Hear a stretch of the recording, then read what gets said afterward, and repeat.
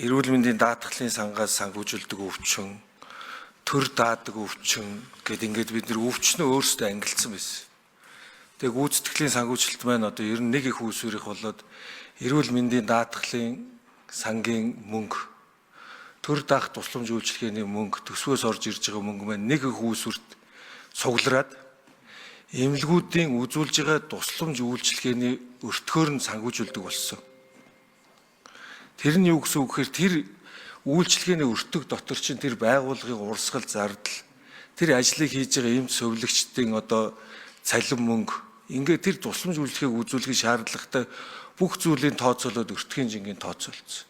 Ингэснээрээ энэ өөрчлөлтийн хамгийн гол давуу тал юу болсон гэхээр бид нар өмнө нь 20 оноос өмнө хүмүүс эмнэлэгт ирэхэд аль болох ачаалаас зүхтаж өөр эмнэлэг рүү явуулах ийм зарчимтай байсан бол өнөөдөр бүх эмнэлгүүд аль болох үйлчлүүлэгчээ аваад аятаа тухтай орчид үйлчлэгээгээ үзүүлээд санхүүжилтээ авахыг эрмэлздэг болсон. Энэ бол одоо өнөөдөр 100% биелэлээ олдох хугацаа шаардна.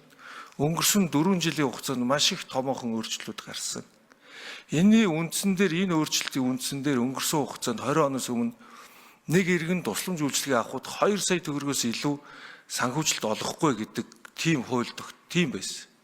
Түүлийн санхүүжилтийн тогтолцооны өөрчлөлтөөр 2 саяас дээш яалтчгүй санхүүгийн эрсдэлд орж байгаа улсуудад 2 сая битгийг л одоо 104 сая төгрөгийн эрлэг шилжүүлэн суулгах мэсэлд орж байгаа хүмүүсээс 5 сая төгрөгийн хувь гаргаад үлдсэн төлбөрийг нь эрүүл мэндийн даатгалын сангаас гаргадаг. Энэ тусламж үйлчилгээ маань өнгөрсөн 4 жилийн хугацаанд 142 мянган хүнээр нэмэгдчихжээ.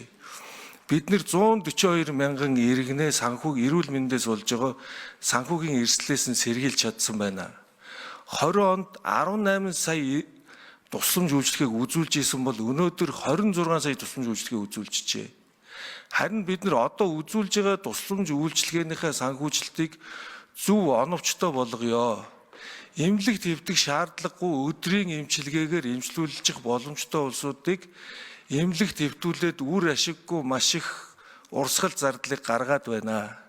Энэ зардлаа бид нар хэмнэх юм бол эргээд хүний амь насыг аврах тусламж үйлчилгээнд зарцуулах мөнгө маань илүү нэмэгдэх гээд байна гэж бодлогоо гаргаад зохицуултаа хийгээд эннийх нь үр дүн эхнээсээ гараад эхэлж байгаа. Одоо бид нар ихтэй зөвхөн энэ жил нэг хязгаарлалт тавьсан зүйл биш шүү дээ. Энэ одоо нийт эрүүл мэндийн салбарт тавьж байгаа санхүүжилт чинь хүрэхгүй байгаа учраас өнгөрсөн хугацаануудад бас энэ хязгаарлалт